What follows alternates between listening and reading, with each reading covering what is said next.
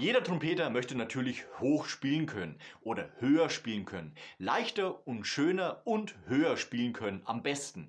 Mit welcher Übung du das ganz genau trainieren kannst, zeige ich dir in diesem Video. Hallo und herzlich willkommen zu einem neuen Video rund ums Trompetespielen. Mein Name ist Nico von Nikolai kommt Trompetentraining. Du bist zum ersten Mal auf dem Kanal, dann lass doch ein Like und ein Abo da, das freut mich immer ganz besonders.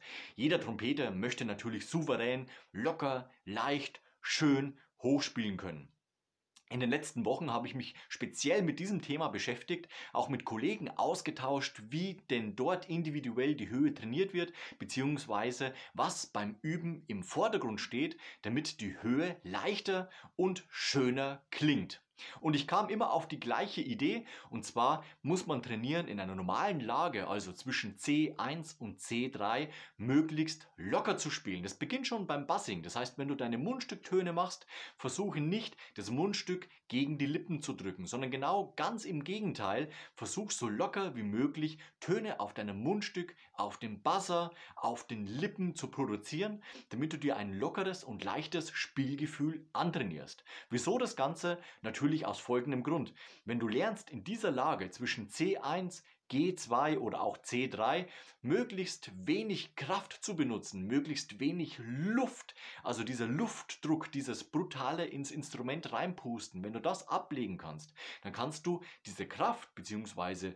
diese Fertigkeiten in eine neue Lage übertragen. Das heißt, du kannst dann zum Beispiel nicht nur das C3 erreichen, sondern zum Beispiel auch das D3, E3, F3 und so weiter und so fort. Das heißt, in der tiefen Lage, in der mittleren Lage oder in der anfänglichen hohen Lage, also zwischen G2 und C3, möglichst locker bleiben, damit wir eben dann die Power, die wir uns aufgebaut haben, eben auf Töne über dem C3 übertragen können. Das heißt, wenn wir also ganz von vorne anfangen, also mit unserem Aufwärmübungen, mit unseren Buzzing-Übungen, setzt dein Mundstück immer ganz locker an die Lippen und versuche dann möglichst locker und leicht mit warmer, weicher Luft ins Instrument bzw. jetzt ins Mundstück zu pusten.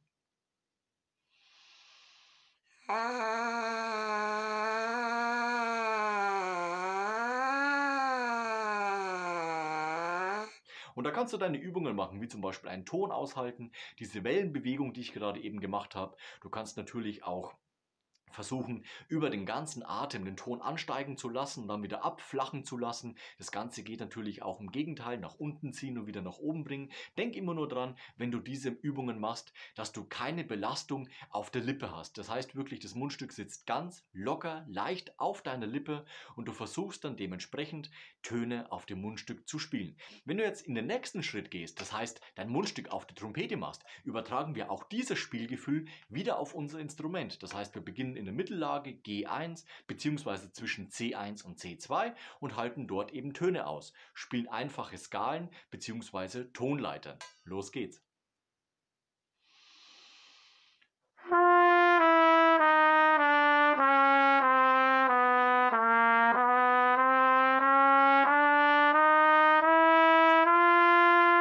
Und ganz egal, ob ich jetzt auf dem G1 oder auf dem C1 war, das war vom Spielgefühl an der Lippe beides absolut identisch. Jetzt gehe ich nach oben und versuche auch dort diese Lockerheit auf die etwas fortgeschrittene Lage zu übertragen. Das heißt, wir bewegen uns jetzt zwischen G1 und G2. Auf geht's!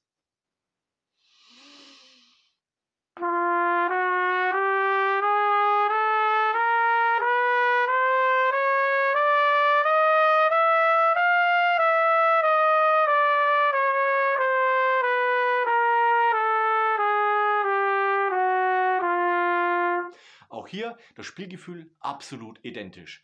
Natürlich kommt etwas mehr Lippenanspannung dazu, aber vom Spielgefühl würde ich das alles noch einordnen unter ich bin absolut locker unterwegs. Ich habe keine Anspannung, das heißt, ich drücke nicht das Mundstück gegen die Lippe. Ich versuche auch nicht mit schnellerer Luft und mit mehr Luftdruck diese Töne zu erreichen, sondern ich gehe langsam vor, Schritt für Schritt. Wenn ich merke, dass die Kraft überhand nimmt, dann gehe ich wieder auf dem Weg nach unten.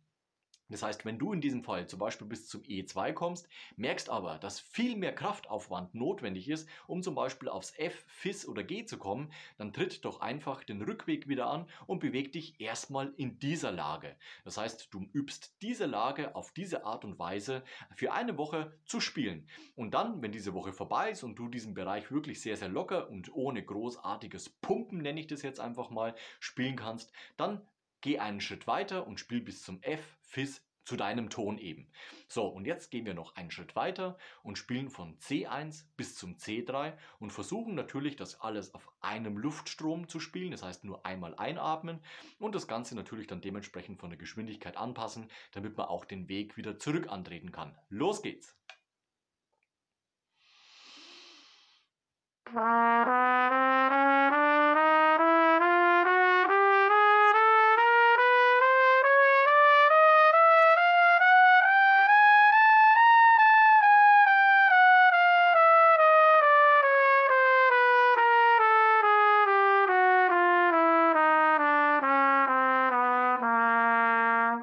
Wenn du merkst, du schaffst es nicht auf einem Atemzug, dann spiel ab dem C2 bis zum C3 nach oben, dann hast du nur eine Oktave zu überwinden.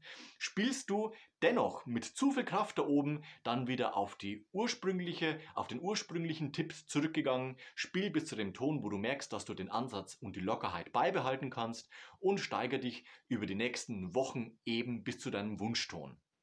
Natürlich kannst du das Ganze natürlich nicht nur chromatisch spielen, sondern kannst auch zum Beispiel die C-Dur-Tonleiter dafür benutzen oder je nachdem, welchen Ton du eben erreichen willst, dann dementsprechend diese Dur-Tonart oder Molltonart anpassen. Dann merkst du, du musst nicht diese ganzen 13 Töne spielen, sondern du kommst mit 8 Tönen dann schon bis zur Oktave und dementsprechend ist natürlich auch diese Spielstrecke etwas kürzer und du kannst etwas lockerer das Ganze erreichen.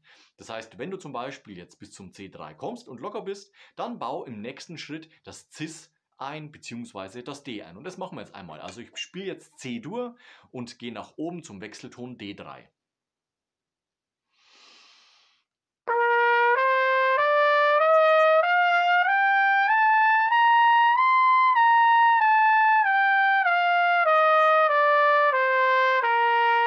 Und auch da war noch keine wirklich großartige Anstrengung notwendig. Das heißt, im nächsten Schritt erweitern wir natürlich auch hier unseren Tonraum. Wenn du aber merkst, dass zum Beispiel beim E3 dein Ansatz schon sehr stark zupacken muss, dann mach doch eine andere Übung. Und zwar spiel nicht C-Dur bis zum C und Wechselton D, sondern spiel diese Strecke erstmal chromatisch. Wieso? Du erweiterst letztendlich die Strecke und hast eine länger anhaltende Belastung auf der Lippe, beziehungsweise die Strecke, die du jetzt spielen musst, überwinden musst, ist rein vom Zeitaufwand etwas größer, als wenn du das Ganze diatonisch zum Beispiel spielst. Also auch da sind natürlich der Fantasie keine Grenzen gesetzt. Du kannst es natürlich auch in Ganztonschritten spielen, also auch da sind der Kreativität keine Grenzen gesetzt und du kannst auch natürlich jederzeit die Strecke erweitern, um einen Trainingseffekt zu haben, beziehungsweise wenn es nach oben hin klappt, du aber eine Strecke spielst, die auf einem Atemzug einfach nicht zu bewerkstelligen ist, dann spielst du nicht chromatisch, sondern diatonisch, beziehungsweise in einer anderen Skala, damit du einfach schneller vom Ausgangston zum Zielton und wieder zurückkommst.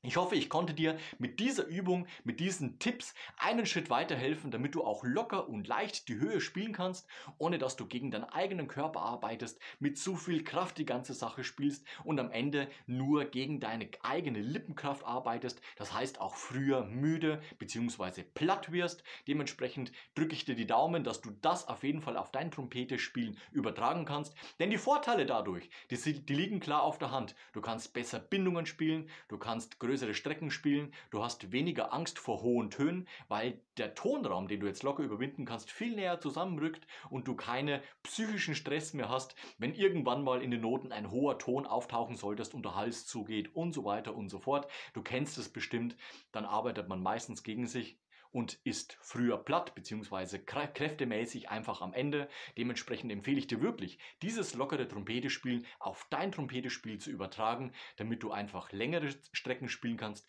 locker spielen kannst, höher spielen kannst, schöner spielen kannst und vor allem länger spielen kannst. Das sind die positiven Effekte von diesem lockeren Trompetespiel.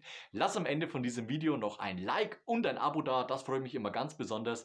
Wir sehen uns nächste Woche zu einem neuen Video rund ums Trompetespielen. Bis dahin, ciao, euer Nico.